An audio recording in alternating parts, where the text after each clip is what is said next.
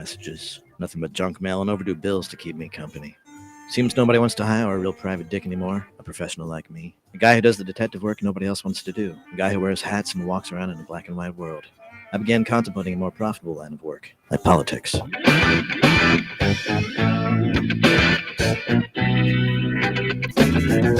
are the show you want to know. It's time to talk to you. All right, folks, good afternoon and welcome to the Tuesday edition of the Joe Mangiacotti Show here on AM 830 WCRN Radio Central. From the center of the dial, the center of New England, and the center of information, AM 830 WCRN. I'm Joe Mangiacotti, and you can join the conversation for the next hour at 508-871-7000. That's 508-871-7000. Our text line is up and running at 617-297-8388. That's 617-297-8388. You text it like you would anybody else. It appears on the screen here in the studio. We try to work it into the conversation. I'm also streaming my show on my social media platforms at Joe Mangi Show, M-A-N-G-I, Joe Mangi Show. That's Facebook, X, Twitch TV, as well as LinkedIn profile. And we do stream live to the Rumble channel. So there is a Joe Mangiacotti Rumble channel. You can go check that out. Like I said, we don't load it up later.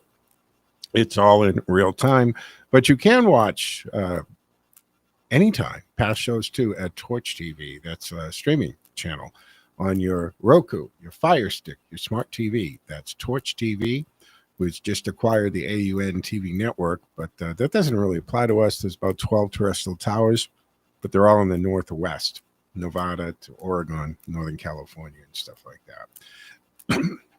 You can also, excuse me here, a little dry throat, my apologies. You can also tune into the station at AM 830 WCRN, but we do stream 24/7 on the TuneIn app like thousands of other radio stations. So do me a favor, hit the like button there so we know you're there. Excuse me. And sorry about that, folks. A little tickle in my throat. We know you're there and we're easy to find. Today, behind the glass, flying the board today, he'll get you set up and into the studio for two-way talking conversation at 508-871-7000. Caught you off guard there, Ted. All right, so good morning, New England. We got a packed show, as usual, a lot to always fit into an hour. Trump makes a bold move on Hunter and Ashley Biden's Secret Service protection. A huge ice bust in Boston that should have never had to happen. And the White House scrambles after a major policy blunder. And yes, the media is in full meltdown mode over that. So let's start with that Secret Service issue. I mean, Dan Bongino has actually been sworn in, so it's another story we'll talk about. But Trump has cut off Hunter Biden's Secret Service protection and Ashley's. See, here's what went down. President Trump wasting no time. He announced he's revoking Secret Service protection for Hunter and Ashley Biden. Why? Because Hunter, who has had up to 18 agents assigned to him, think about that. 18 agents, not for a former president, much less current president, but for the son of a former president. 18 agents. I mean, that's what?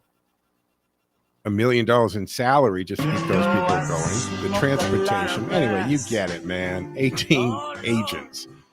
And he's vacationing in South Africa on your dime. That's a lot of taxpayer dollars to do that. That's right. Your taxpayer dollars have been funding Hunter's security detail while he globetrots. Now, Trump says enough is enough and pulled the plug. Ashley Biden, just about 13 agents. And they're also being removed. So I want to hear from you on that. Do you support this move? Should the families of former presidents be on the hook for their own security? Or is this just another chapter in the Biden family's never-ending story of privilege? Now, previous presidents, their children do lose Secret Service protection, but it's usually about 6 months. But not over 18, not full grown. When Trump left office in the first term, Barron had it for about 6 months after they left office.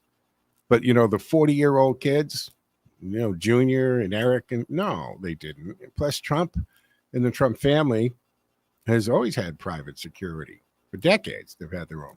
Most of them former Mossad agents. But the typical family does not keep going for years like that. That's just a little bit too much. So he pulled those, and let's face it, Hunter's Secret Service detail have acted more as fixers than security. If you want more understanding of that, read Devine's book, Their Laptop from Hell, and how Hunter was using the Secret Service agents to basically retrieve his stuff. And well, they were, in essence, helping him live his life of debauchery there. Now, ICE has arrested illegal alien accused of assaulting a child right here in Massachusetts. This should outrage every single one of you, does me. ICE arrested a 59-year-old illegal alien from Guatemala, Sostens Perez Lopez. Now, he was charged with sexually assaulting a child in Brighton. Now, here's the kicker. ICE put a detainer on the guy. We all know what that is. ICE issues a detainer. It tells local authorities, police agencies, jails, sheriffs, etc. We want the guy to detain him. It's an ICE detainer. It's kind of self-explanatory, right? But the Boston courts ignored it. And they've done this many times. Remember Judge Shelley Joseph putting the illegal in front of her in a courtroom where ICE, she knew, was in the building, and she had her bailiff help him escape out the back door.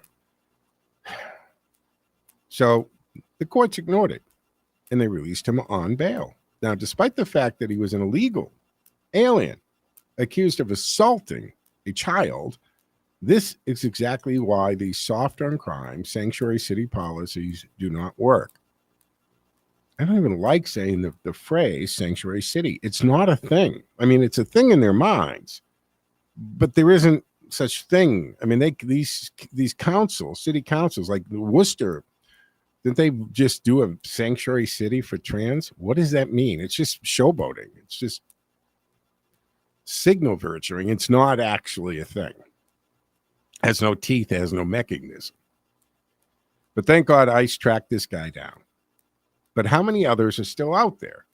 And let's be real, how does anyone defend these policies when they allow criminals to walk free instead of being handed over to ICE? They are criminals. And ICE usually puts detainers on people on the bad hombres, right? They don't go around putting detainers, usually, as a matter of course, on someone who just entered illegally. It's usually somebody who's on ICE's radar because they're either a well-known bad guy, bad actor or woman from source country, or they've committed a crime here. Now, Massachusetts is pushing for higher taxes, right? Big shocker, calling me surprise. The state is at it again. Lawmakers are pushing for even higher taxes to fund their never-ending social programs because, spending billions of dollars on illegal immigrants and failed projects apparently isn't enough. We'll break down exactly what's in the new tax proposal and what it means for hardworking people like you who are already paying too much. Spoiler alert, it's not good. And, of course, the media is losing their minds over everything Trump is doing. You'd think that the world was ending based on the headlines coming from CNN and MSNBC, the same people who ignored Hunter Biden's scandals and defended Joe Biden's disastrous policies are now suddenly outraged that Trump is actually making decisions and transparent and communicating and signing his own executive orders, by the way. Not the RoboPen. So we'll break down some of this hypocrisy because there's plenty of that. And there is local crime surge. And is it connected to lax immigration policies? So here's the question. With crime surging in cities like Boston and Worcester, why aren't more people talking about the impact of illegal immigration? We just saw the case with Perez Lopez, but that's just one example. We're going to look at the bigger picture and how these policies are making our communities less safe and why Democrats refuse to acknowledge it. But the woke agenda continues to march on here. It's coming for small businesses. See, you can't make this stuff up. Woke policies are now being forced into small businesses in Massachusetts. There is a proposal that would require diversity quotas for private companies. Yeah, private companies. And to qualify for state contracts, you have to meet these quotas. This is beyond absurd. It's one thing for a company to choose to be inclusive and put these DEI programs into place. But it's another for the government to force them to meet arbitrary quotas. So where does that end? We're looking at the tip of the iceberg of some of these issues. We're diving into all of these stories, and I do want to hear from you at 508-871-7000. That's 508-871-7000. Do you support Trump's decision on Hunter and Ashley Biden? Are Massachusetts taxpayers finally reaching their breaking point? And how do we hold politicians accountable for policies that they put into our communities and put us at risk? 508-871-7000. Now, the other big story that we have to talk about is the judicial overreach. And this has to obviously do with this activist judge and the deportation of 238 bad hombres. Over the weekend, constitutional showdown has erupted between Trump and the federal judiciary, exposing yet another example of judicial overreach in America. We'll get into this because it has to do with U.S. District Court Judge James Bossberg. Though we're coming up to the first break here on the Tuesday edition of the Joe Mangiacotti Show on AM 830 WCRN. And you can join the conversation, 508-871-7000. That's 508-871-7000. That gets into the studio for two-way talk in conversation. And, of course, the text line is running at 617-297-8388, 617-297-8388. We do have programming changes coming up on WCRN, so we'll make some announcements about that. A new show is getting introduced as well. A couple new shows are going to be introduced. We'll do some changes in the lineup, but you'll hear about that on the air here. But we have to take our first break here. We will go to the phones at 508-871-7000 when we come back on the other side, folks. So stick with us here. And don't forget, you can check in on Facebook, X, Twitch TV, Rumble, LinkedIn profile, and watch and listen to the show. Back in 2 and 10, folks.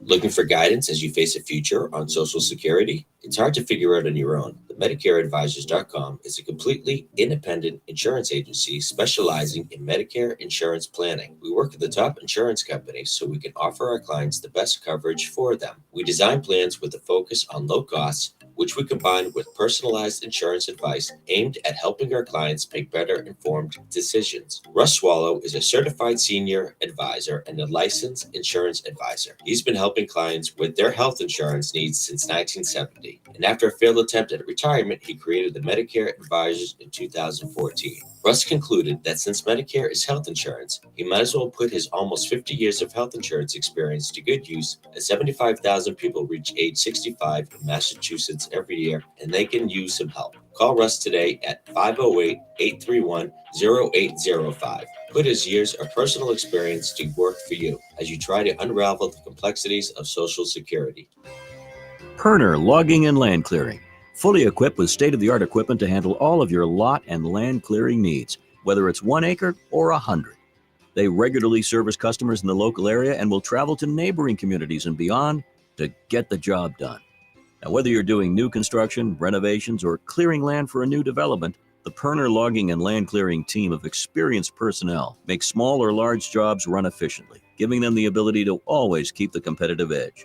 They'll quote your job from something small to hundreds of acres, factoring in all aspects, including the wood salvage value, if any. In addition, they have the right equipment for each size job, making for the most efficient job site possible. For every job, Perner Logging and Land Clearing make sure the client's goals are the main objective. Call Perner Logging and Land Clearing today for a free estimate, 978-270-9916. That's 978-270-9916.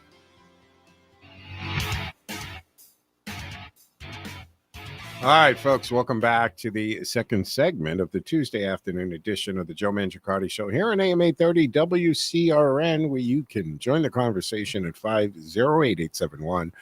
That's 508-871-7000. And I do want to get into this judicial overreach in the battle over some executive power and how activist judges are undermining Trump's mandate. And especially this particular judge is way overreaching. Not his role. We'll talk about that. But let's jump to the phones first. 508-871-7000. Dan's waiting patiently. Hey, Dan, what say you? Yes, and I agree with you. You get these corrupt politicians and judges, okay, that are linked to the George Soros network trying to stop President Trump from deporting illegals. And a lot of it has to do with ActBlue. And when you start looking at who's in ActBlue, you get Mark Zuckerberg, Norm Elson, Kristen Ford, George Soros, Emily Kirby, Bill Gates, Warren Buffett, Jeff Bezos, the Prince family, the Klaus Schwab, Allegra Chapman. These people are all involved in funding and in bankrolling ActBlue. And, it's crazy. It's crazy. People got to look into this stuff. And on top of it, they slapped. We can't forget they talked to, a lot of the talk show hosts talked about the Dan, let me just interject because some people might not understand what reference you are. ActBlue, folks, it's basically a PAC that raises money for Democrat candidates, progressive causes across the country, and they've raised over about $16.6 billion since 2024. I think it's $16,640 million. And yes, this is how people see, isn't this interesting, Dad? Now, billionaire Soros funding all this money to directly fund the DAs and attorney generals to affect what he thinks law should be and what laws to enforce and not enforce. That's okay when it's your billionaire doing it. But if Elon Musk, who isn't doing this, he's actually working to cut waste and fraud, that's a bad billionaire. You know what I'm saying? So it's interesting. But that's what ActBlue is, just for the listeners so they understand what you're referencing. Oh, I apologize. But that being said, I mentioned Allegra Chapman and Kristen Ford. They're both heavily involved in bankrolling AOC's campaign. And a lot of these people are tied to the Chicago connection, the Flower Group, and all that stuff. Disciples of Bill Ayers is involved in that as well. I mean, it's the Weathervane Group as well. That was all tied in with David Axelrod. And those guys all came from that. Obama was involved in that, and Dan, I think everybody has for most people anyway, right? I mean, people who don't normally pay attention to politics in the last several years have started to, and I think that's why there was a change in the 24 election. I think that's why Trump won in a landslide, popular vote, electoral vote. He had a mandate, and the thing about it is, and this is where the Democrats are lost right now, because Trump told us what he was going to do. He ran on certain policies and platforms, and now he's enacting those, just like he said he was going to do. So you can't be surprised when, basically illegal border crossings has dropped to almost nothing, like 98, 97, 99%. When he's deporting the bad guys, he's using Guantanamo Bay. Gas prices have gone down. Inflation has even dropped a little. Prices of eggs are going down. Now, all this isn't going to happen overnight. I mean, that's what they're going to focus on. Their messaging, it's not who the messenger is. That's a whole nother discussion. But their message isn't there. They keep taking the 20%, even 10% of where the majority, where people are on an issue, because it's opposite Trump. And they've also seen, because of this, they've realized that mainstream media has out and out lied about Trump, about positions, about policies, about things that have happened. And you're seeing whether Steve Miller, who had a meltdown on TV yesterday, and he's schooling a lot of these CNN and MSNBC talking heads one at a time. And even Caroline Levitt, she's giving lessons to the stupidity about the Statue of Liberty. Some low-level French politicians who want to have it back. First of all, it doesn't work that way, you idiot. Second of all, her response was great. Let me remind you that if it wasn't for the United States, France would be speaking German today. Good for her, on her feet. But now people realize, look at their ratings, look at their trust factor, every survey. We just don't believe them anymore. Their bias is so obvious. And they really think, I think a few of these people really think they can keep saying things. To me now, I watch them, Dan, and it proves to me that they don't understand simple things about the law. They don't understand immigration. They don't understand sovereign borders.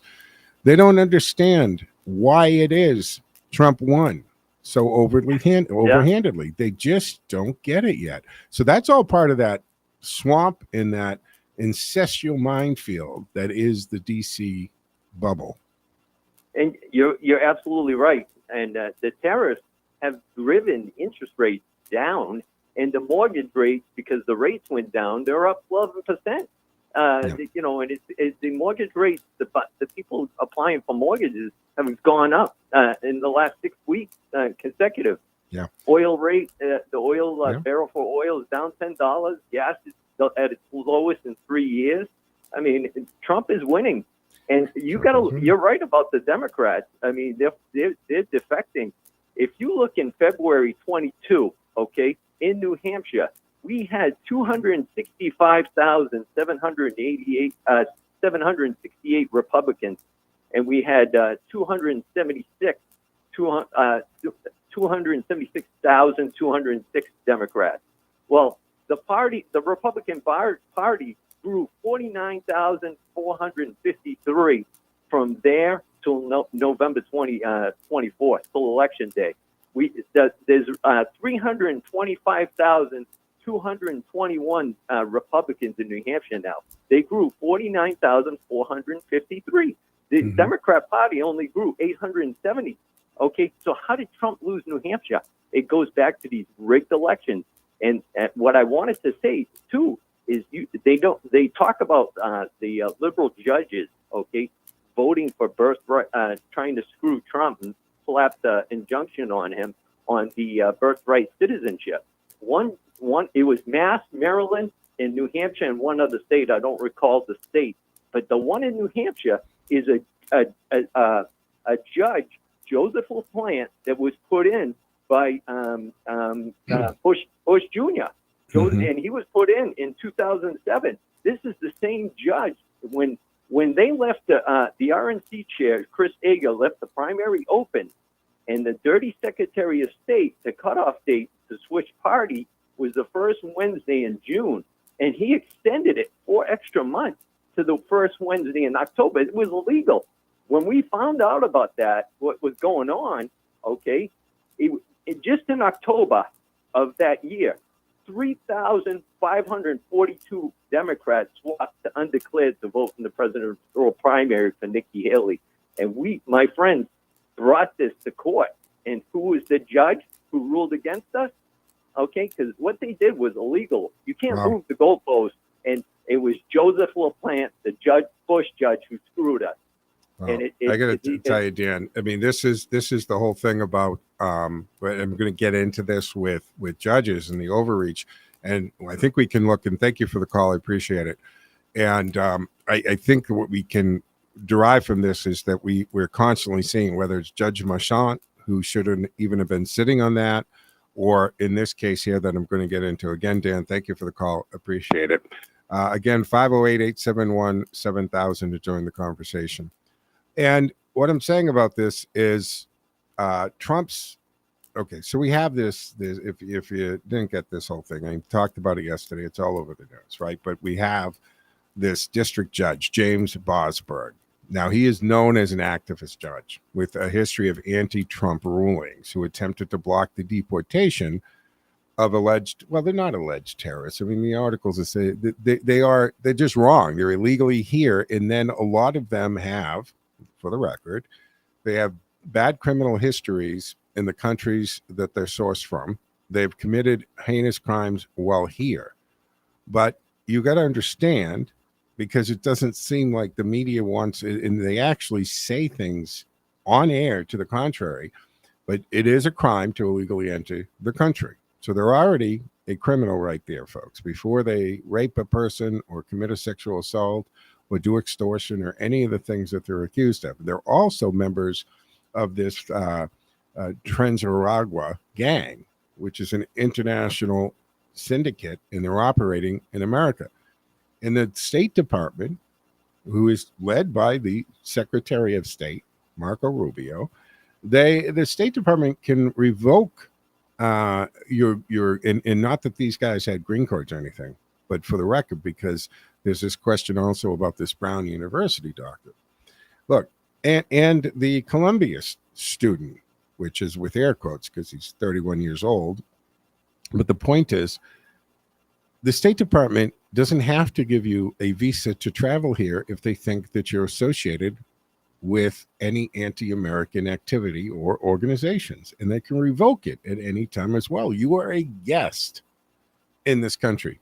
You are not a citizen yet. You do not have the protections as a citizen does. So we've got this situation where Trump has designated Trans-Aragua as a foreign terrorist organization. So that elevates them to a whole different status and a whole other way of dealing with them. And he did that back in January. And he cited the gang's involvement in violent crime, human trafficking, drug smuggling, recognizing the urgent threat to our national security. So the Trump administration invoked what is called the Alien Enemies Act and declared them coming here secretly, illegal entry, as an invasion, ordering the immediate removal of these criminals. DHS acted very quickly and swiftly on this in deportation flights carrying 238 alleged gang members were already in the air. And this judge, Bosberg, issues a restraining order. Well, I'm going to finish talking about this, but we've got to take our mid-show break here. So stick with us. We'll be back in 2 and 10.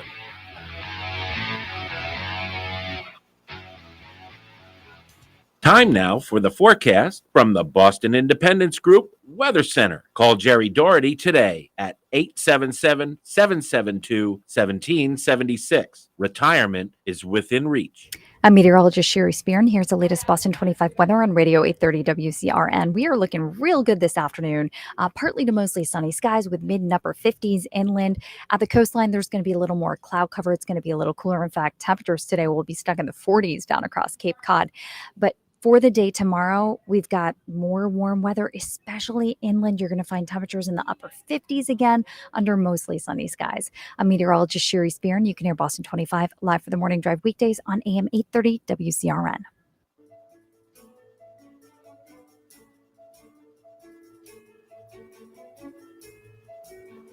Information central to your day from Radio Central, 830 WCRN.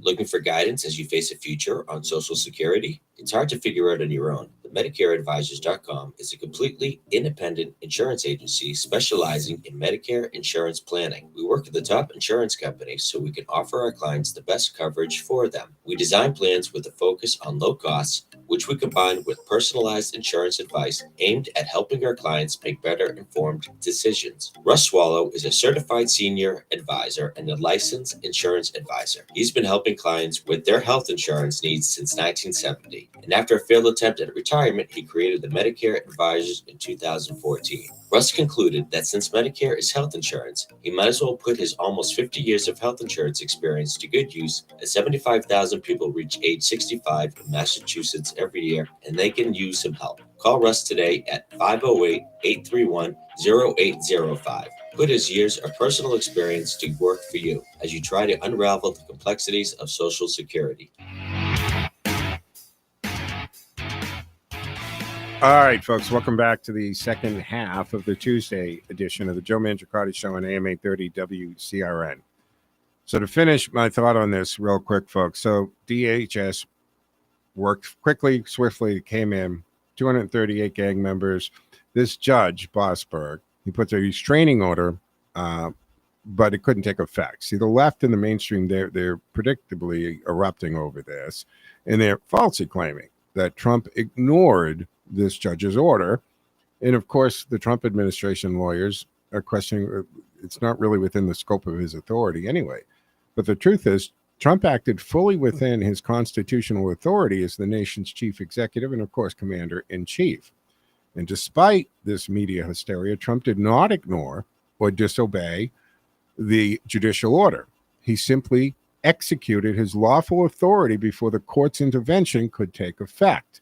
They were airborne and even in international waters. But we can't have judges, especially at this level. This isn't, Ted, you wanted to jump in? Yeah, the Federalist Papers make this absolutely clear, that the Congress and the executive are superior to the courts for one reason and one reason only, and that is that Congress and the executives can abolish the courts. So the idea that a lower district court judge could just speak up and try to prevent the actions of the executive is absurd. And the role of the court is in the checks and balances is for constitutionality. There is no constitutional violation here. There's none. He's not ruling on that. He just doesn't like that this is. And I cannot imagine why you have a problem with getting 238 really bad violent criminal, illegal aliens out of the country. So despite the media hysteria, he didn't ignore or disobey a judicial order. The plane was already out of American airspace. It was already doing its thing. The jurisdiction of a federal judge ends at the U.S. borders. And once those deportation flights were in the air, Bossberg had no authority to dictate national security policy, and that's what he was trying to do here. Then this is national security policy that's good for the country. That is what we wanted. We voted for this man to go in and do exactly what he's doing because he told us what he was going to do. And this moment highlights a larger constitutional issue. Can unelected judges override the will of the American people and dictate national security policy to the president? Judicial supremacy, a false and dangerous idea here. See, for too long, activist judges have operated under the false premise of judicial supremacy. The idea that the courts alone decide what is constitutional, effectively neutering the executive and legislative branches. But this was never the intention of our founding fathers, folks. Andrew Jackson famously defined the Supreme Court by saying, the court has made its decision. Now let them enforce it. Abraham Lincoln openly challenged Chief Justice Taney's ruling ex parte Merriam.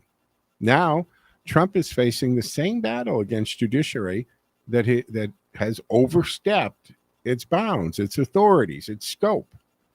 And the Constitution grants the executive branch authority over foreign policy, immigration, and national security. All the three things we're dealing with here. And the judiciary interprets laws. It does not dictate executive action in real time. They're trying to co-president here. Actually, they're trying to step over the executive branch. If Bossberg's overreach is allowed to stand, it would place ultimate power in the hands of unelected judges, which, as James Madison warned, is the very definition of tyranny. This isn't the first time that this guy, Bossberg, has sided with the left against Trump and his supporters. What is some of his history here? Approving FISA warrants during the Russian collusion hoax, knowing that it contained false information, helping fuel the baseless attack on Trump's presidency. He had harsh sentencing for January 6 protesters, including nonviolent offenders, while treating left-wing rioters with leniency, and blocking multiple Trump-era immigration policies aimed at securing the border, and now attempting to shield foreign terrorists from deportation while punishing American citizens for political dissent. This is out of control. And we just have to hope the Trump administration, the Attorney General, Congress, and others just right the ship when it comes to this. This is clear case of partisan lawfare again, using the courts as a weapon to obstruct Trump and his mandate from us, the voters. 508-871-7000 to join the conversation. Let's go to the phones. Ken has been waiting patiently. Hey, Ken, what's up? What say you? I'll tell you, Joe, all these problems, you know where they originate? Massachusetts. Goes back to John Adams in his time as president and on his way out when he finished third, attempting for re-election, and the mess that in which the courts suddenly emerged with a lot of power, thanks to him, on the way out. And you had the Marbury versus Madison decision, and we're living with the outcome. Well, yeah, that's a good point, actually. Could trace it, almost direct the link right back to that. Have you heard today's word from the Chief Justice?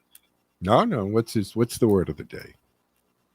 Don't you dare try to impeach this judge. So he's given flack to Trump. First of all, it's not even Trump. It's actually Congress who is. Yeah, well, there is a congressman already, but he's just saying no. You shouldn't be impeaching. Well, hang on here. If there is an impeachment and there's a trial, who heads up that trial? See, he would have to. He's just violating the fundamental. Yeah, I was just going to say, by making that, you've just really forced the issue. You need to recuse yourself because you just showed your bias. Really, if you think about it, incredible. No, we've got to stop with this. Look at, this. Remember Shelley Josephs, right? The judge here in Massachusetts that aided and abetted in the escape of a nice detainee, and the bailiff too. She was actually on her way for jail time, and Biden stopped it. She should have. She should have been. She was removed from the bench, but she should also be disbarred. She should have her law license taken away, and she should have been treated like any other criminal who aids and abet someone in the commission of a felony. Period.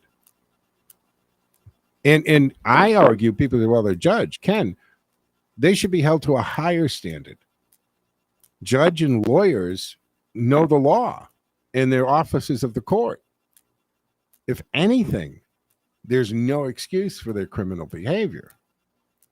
And they should be held to, just like police are often held to a higher standard when they're in the wrong side in a courtroom, right? Because the judges say, look, you're a police officer. You know better. You don't have the lack of education or training or experience. You know better. You knew exactly what you're doing. Well, this judge knew exactly what she was doing and how she was breaking the law. And this guy is just way out of his depth. Of course, there's one solution, not that it's going to happen, but who creates these secondary courts? Or who created them? Congress. Well, yeah. There was only a Supreme Court. We only started with the Supreme Court. That's the only thing that's in the Constitution. Congress created this mess. Congress can end this mess. But we know that's not going to happen because you'd have to get over a filibuster, 60 votes, and until Republicans have 60 votes in the Senate, there's not even a chance. The other thing is, how do we fix this, right? We have judges that are, look, you can't take human biases out of humans. What are we going to do? Have AI be the judges at some point, which funny thing is there already is AI programs that are for medical, for judicial, right? And they've done those experiments where they've asked AI to be a judge in sides have argued the points, and they've seen, what do they do? Because the AI has immediate access to every case law or every decision ever made and weighs it. But the point is, every judge is a human, therefore every judge has biases, and no matter how much they try to be unbiased and apply the law, some are more successful than others, but it's always going to be there. But we've got to look at the way, how do these people become judges? Who's appointing them? Where are their loyalties to? Then you've got the whole other thing that, why do every time something comes up, and more specifically in the last several years, we can point to all kinds of times the Democrats or the left have gone to judges to try to reverse or stop Trump's actions. And that's why they shop it around, right? When we see a judge putting an injunction on Trump or ruling against Trump, it's always from the same appellate courts, right? They go shop it to the judge or the district they know that they've got an activist judge. So we know there's a problem.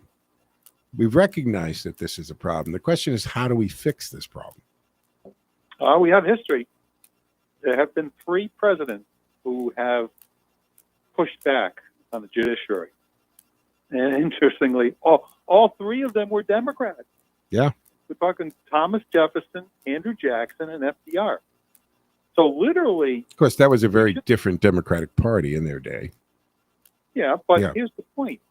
We shouldn't be afraid of the failure to remove a judge, but you put them in front of the public and you hold an impeachment.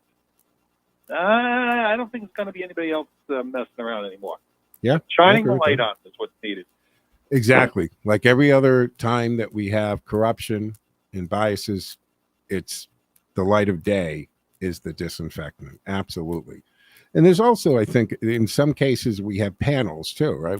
There's 3 judges that sit on certain panels in certain times, and maybe we get to look at that more because it's harder to have 3 judges all going to be activist judges, and maybe we've got to make sure that we set up 3 judge panels for some of these cases and decisions, and somebody out of that 3 judges, Ken, is going to be able to say, hey, wait a minute, that's not really in the scope of the authority of the judiciary.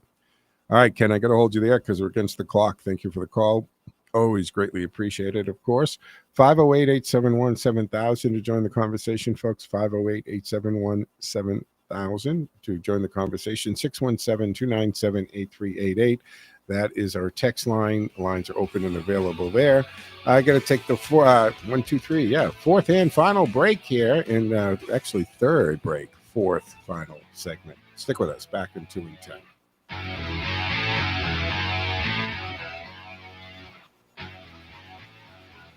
Looking for guidance as you face a future on Social Security? It's hard to figure out on your own. The MedicareAdvisors.com is a completely independent insurance agency specializing in Medicare insurance planning. We work with the top insurance companies so we can offer our clients the best coverage for them. We design plans with a focus on low costs, which we combine with personalized insurance advice aimed at helping our clients make better informed decisions. Russ Swallow is a certified senior advisor and a licensed insurance advisor. He's been helping clients with their health insurance needs since 1970. And after a failed attempt at retirement, he created the Medicare Advisors in 2014. Russ concluded that since Medicare is health insurance, he might as well put his almost 50 years of health insurance experience to good use, as 75,000 people reach age 65 in Massachusetts every year, and they can use some help. Call Russ today at 508-831-0805. Put his years of personal experience to work for you as you try to unravel the complexities of Social Security. Looking for a fuel and food stop that truly stands out? Experience the Yatco difference. At Yatco, we're dedicated to bringing you the best customer service, the highest quality products, and a commitment to making your life on the go easier. From top quality fuel to freshly stocked snacks and essentials, Yatco has you covered. Yatco has 15 convenient locations across central Massachusetts, and now our newest spot at 75 Quonsigamut Ave in Worcester. For Yatco rewards, simply download the Yatco app and sign up. Friendly, clean, local, and always convenient. Make Yatco your favorite food and fuel stop. Stop by Yatco food and fuel stations today and experience the Yatco difference. Yatco, where every stop keeps you going.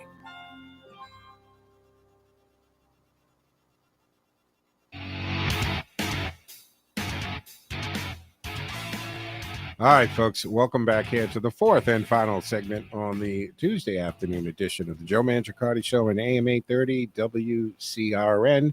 And you can join the conversation for the remainder of the hour at 508-871-7000. And it's official, folks. Dan Bongino, former Secret Service agent, NYPD police officer, conservative media personality, has actually been sworn in as the new deputy director of the FBI. His appointment by President Trump marks a significant shift in leadership at the agency. Of course, Kash Patel and then Dan Bongino, with Trump vowing to bring fairness, justice, law, and order back to America under the leadership of Attorney General Pam Bondi and, of course, FBI Director Kash Patel. Bongino, he has been openly critical of the FBI's recent handling of domestic terrorism cases and the prosecution of January 6th protesters. While he has pledged to restore integrity, eliminate political bias, and ensure the agency remains dedicated to its core mission. And after his swearing in, he did visit the FBI's Wall of Honor, paying tribute to fallen agents. Now, Bongino's transition into the role comes with controversy. As a vocal critic of the FBI's actions in recent years, he now finds himself in a leadership position within the agency. His departure from his radio show was emotional. I don't know if you caught that. You can go watch it online. With a heartfelt goodbye to his audience, saying, "It hit me this morning. I want you to know how much I love you guys. I really mean that."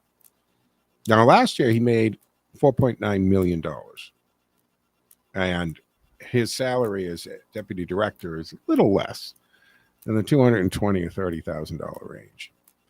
But this appointment signals a strong effort by the Trump administration to reshape federal law enforcement and push back against what many on the right see as politically motivated investigations. I think it's safe to say that. And the big question now, how much influence will Bongino have and what changes can we expect under his leadership? And we know Kash Patel, he's all about FBI agents going back to their role and being cops, being law enforcement. He's already shifted, or shipped, I should say, a lot of agents out of D.C. and out into the field offices where they belong. Speaking of crimes and enforcing, as I mentioned in the open, this shocking case out of Brighton highlights the dangers of weak immigration enforcement policies. ICE, Immigration Customs Enforcement. So they apprehended 59-year-old Socentis Perez Lopez, an illegal from Guatemala national, 2 counts of indecent assault and battery on a child under 14. That sink in. Field Office Director Patricia Hyde made it clear that the agency will not tolerate illegal aliens victimizing children or other members of the community.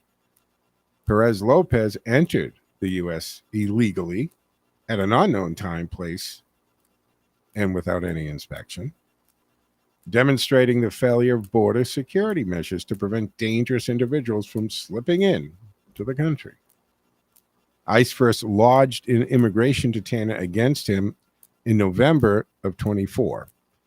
After he was arrested for indecent assault on a child, he was arraigned the next day and held on $8,000 on bail, $8,000 bail.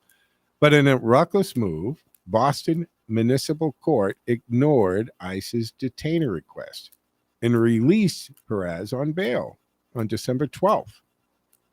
And despite the severity of these charges, he was fitted with a GPS monitor, but was still allowed to walk free while awaiting trial. Now, ICE tracked him down, placed him into custody, ensuring that he will face immigration proceedings. and possible deportation. Meanwhile, this case raises serious concerns about public safety, these asinine sanctuary city policies, and the consequences of lenient enforcement on illegal immigration.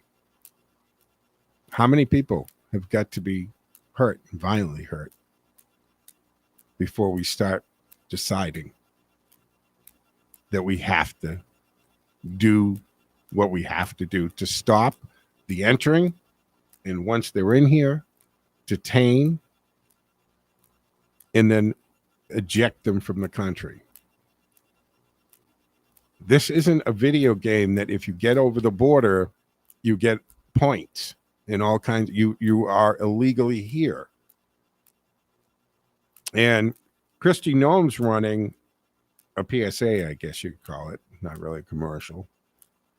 And she's saying straight out, and she's messaging, and you know this is sinking in because look at the crossings have dropped so significantly that people who were coming here and planning to come here illegally, and remember, there's that whole economy on that, right? The coyotes and cartels are making billions of dollars on bringing people into the country. It's costing $5,000, $8,000, $10,000, maybe $20,000, depending on what you have, who you are, where you're coming from. And people aren't going to go into debt because often they have a debt. If you're coming from Guatemala, Venezuela, some of these countries, you go into debt. You're owned by the cartel or the coyotes until you come here and you work and pay that debt off. And it's going to take you years to do that. But they're seeing it's not worth it. So you're not going to go into debt for $10,000 or pay $10,000.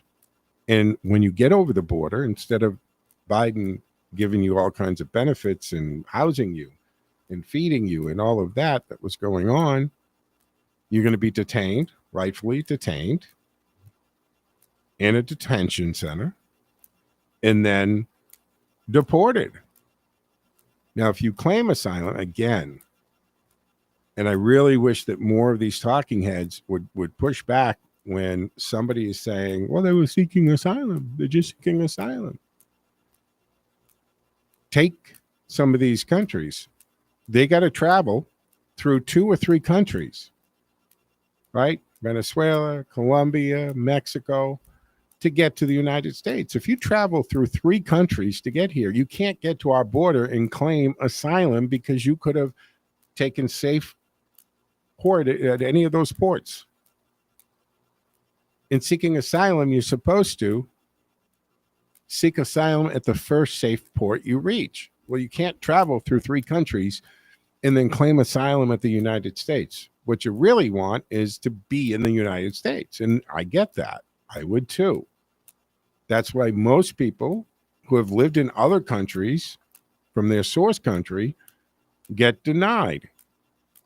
So Kristi Noem is doing this PSA that if you leave now, you have a chance to come back legally down the road. But if you don't leave now, we'll find you, we'll deport you, and all chances of ever coming back are gone. I don't know if you guys follow Steve Miller.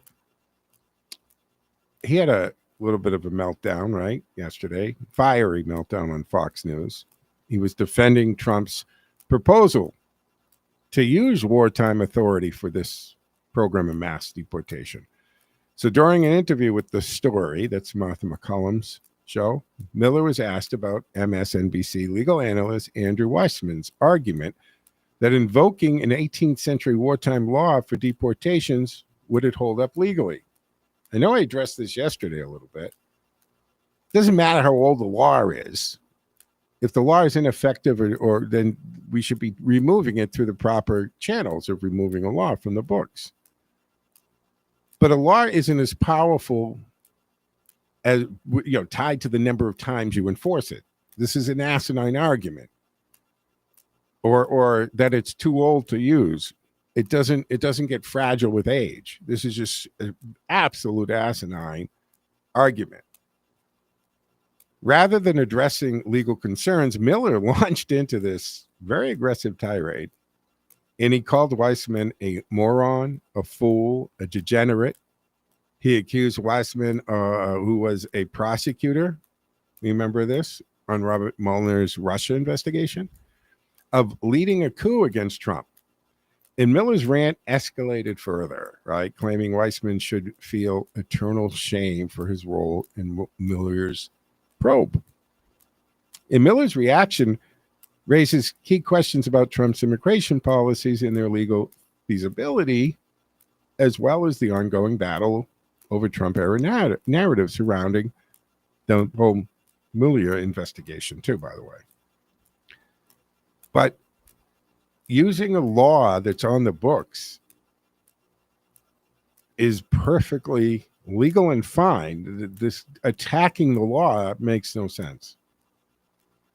And we're looking at a situation where we have a president who actually is enforcing laws that exist. I have said so many times on this show that Trump wasn't trying to create new laws or get new laws passed. He simply was enforcing the laws we already have that should have been totally enforced. The entire Biden administration actually should have been enforced into all administrations for the whole time.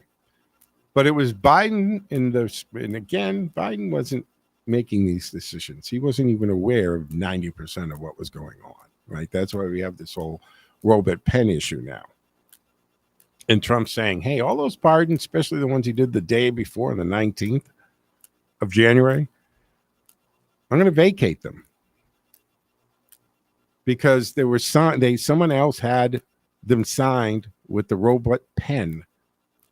And Biden wasn't conscious of it, wasn't aware, I should say, maybe that's the word, wasn't aware that they were being done.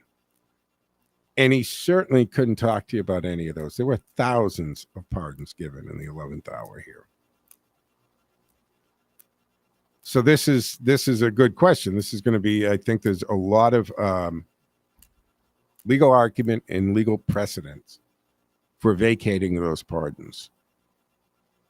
When you sign something, right, you have witnesses who have no interest in the deal whatsoever.